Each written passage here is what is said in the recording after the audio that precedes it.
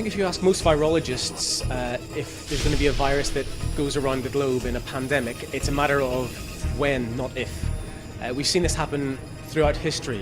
In 1918, there was a global pandemic of flu, which killed more people in the First World War.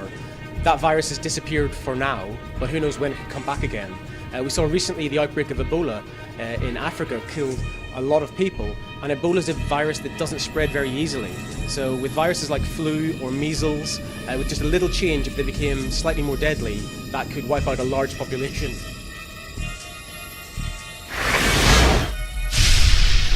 The interesting thing about viruses is they can't do anything on their own. So whenever a virus wants to infect something, it has to get inside another cell.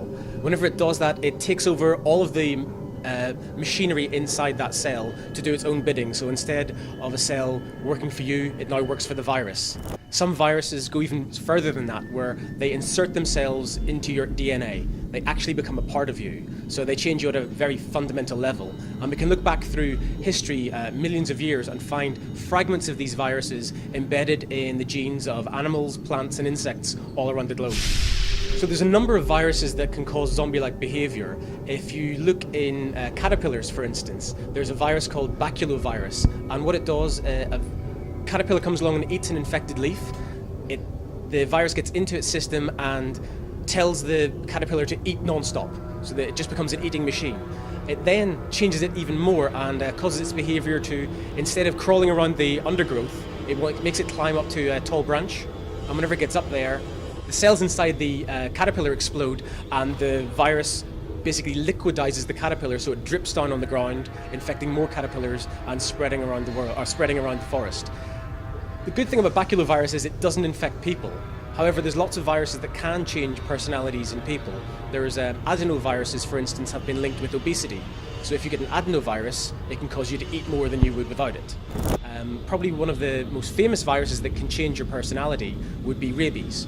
So whenever you get bitten by a rabid animal or person, it eventually crawls its way into your brain, and there it causes swelling, which causes you to become angry, it causes you to become afraid of water and afraid of your own saliva.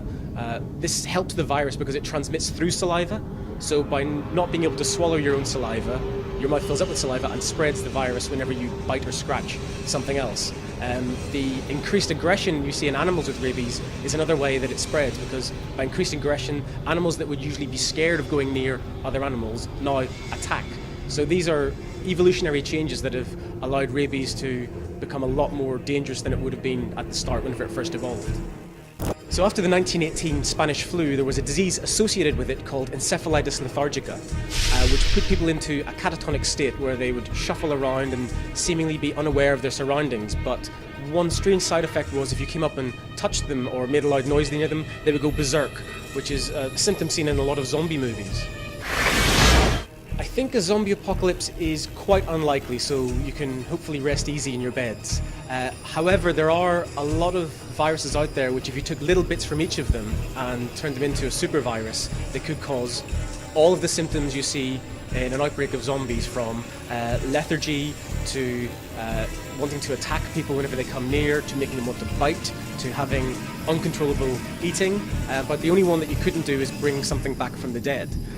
With all of these viruses together, if they were just transmitted through bites, it may not spread that far, because I think as soon as the government spotted a disease that caused people to bite everyone, they'd clamp down on it. But if these viruses could mutate to become airborne, that would be the end of the world.